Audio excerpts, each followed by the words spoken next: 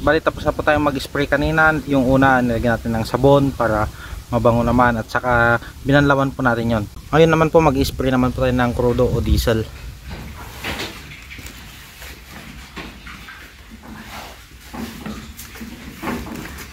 Ayan, para malinisan natin sa ilalim. Diyan, daming dumi. Tapos ito, mababrush po natin itong mga plastic nya, plastic matting. Yan o, kapal o.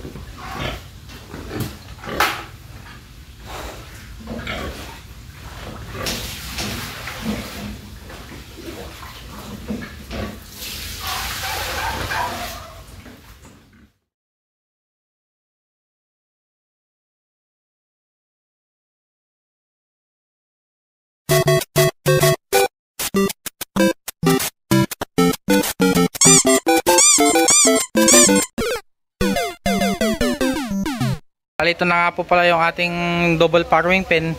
Tinanggal na po natin yung mga catalyst nya na bakal, mga yan, para malinisan natin sa ilalim. Diyan, daming dumi. Tapos ito, mababrush po natin itong mga plastic nya, plastic matting. Yan o, kapal o. Tatanggalin po natin yung mga yan.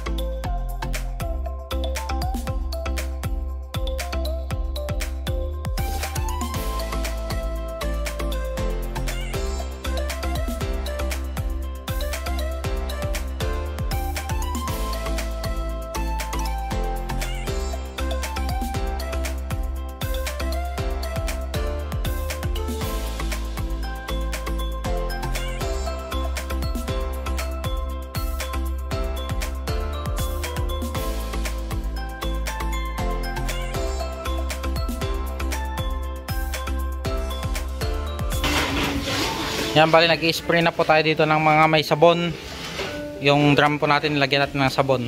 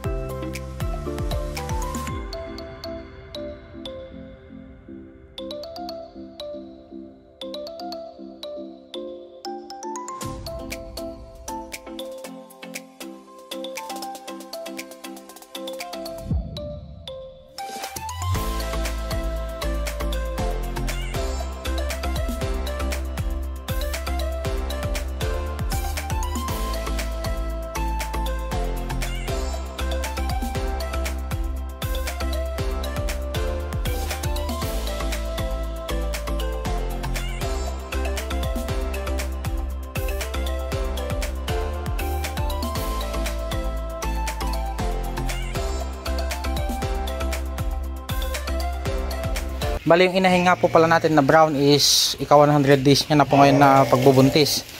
So maghahalo na po tayo sa kanyang pagkain ng ano, sa milk flow niya ng latigo. Pupurgahin na po natin para mamatay po yung mga bakterya sa kanyang tiyan at hindi maging madala ng kanyang mga babies.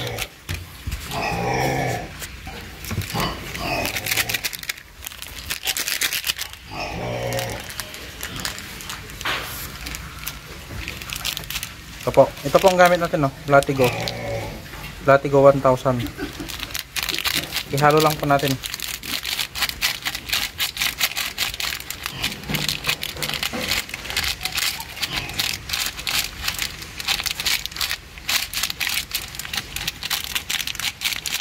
10 grams po pala to, Huwag po yung 5 grams, 10 grams po dapat. Pwede rin po nyo pong gamitin yung ivermectin. Pwede po kayong inject, pwede rin pong powder. Halo tayo ng konting toyo. Yan, dapat sakto lang po yung pakain ninyo para maubos nya. Ito na po yan, yung brown. Ang due date nya po is August 9. Yan. Laki na po ng tiyan nyo. Ubusin mo yan, Yan. May pamurga na po tayo dyan. Ngayon po yung tiyan nyo. Laki na. Ito po, mag-uumpisa na rin po itong kumain ng pangpagatas. Milk flow. Pati po yung next week pa po yan. Next week. Dahil ito mauuna sa kanya.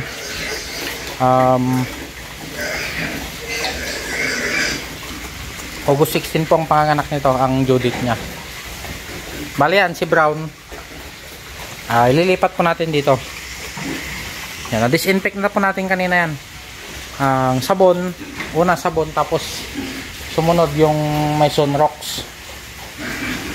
Tapos, yan, patuyuin lang natin.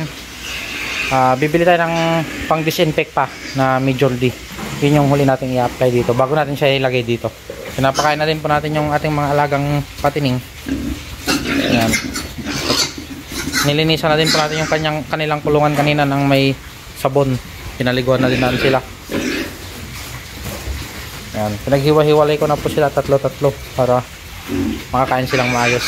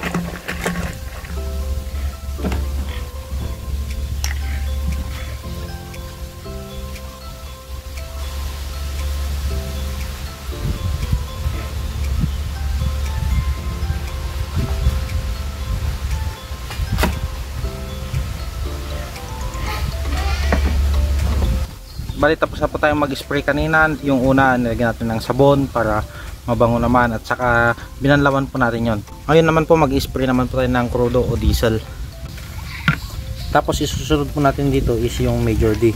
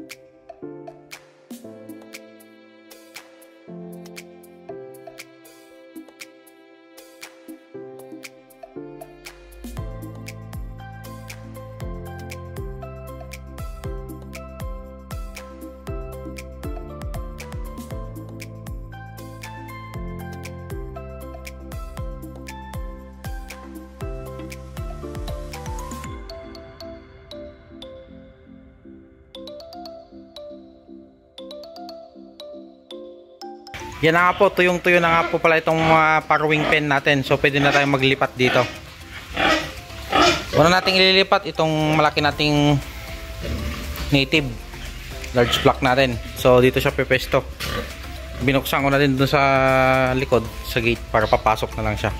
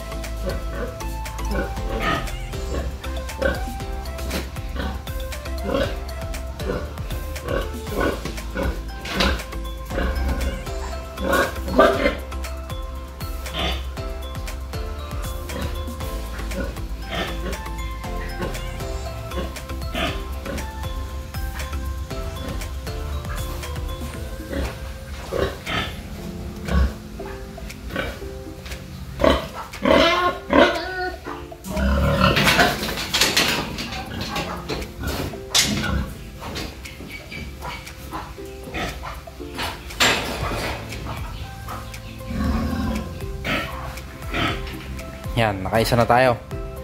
Si large block. Sunod naman natin yung isa. Ito.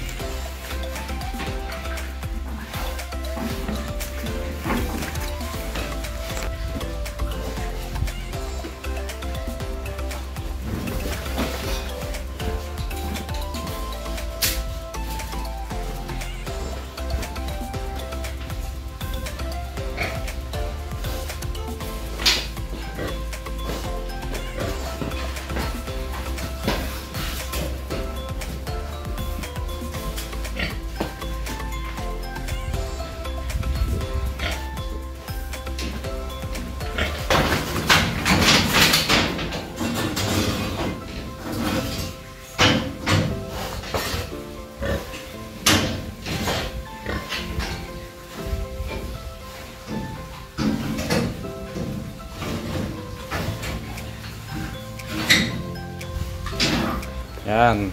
Bali, all goods na po tayo. Ito po yung isa nating native na kapatid ni Durok, yung nanganak. So, ito naman po yung isa nating native na malaki. Yan. Puro native po itong mga to, pero malalaki silang lahi. So, pakainin na po natin sila.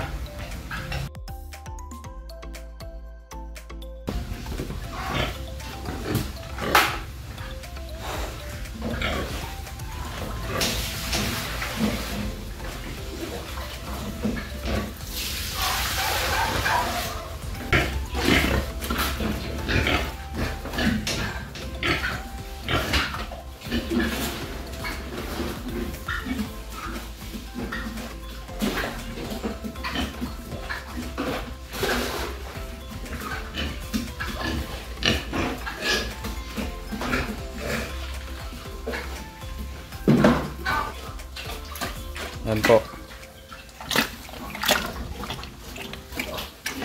Bali, nagustuhan naman nila yung kulungan nila. Dahil hindi ko po dito kinulong yung brown natin na Durok, dahil baka hindi niya po abot yung kainan. Dahil masyado po siyang maliit po siya. Mas malaki po yun, yung kapatid niya na yun. Kaya doon natin siya kinarga sa isang may kulungan.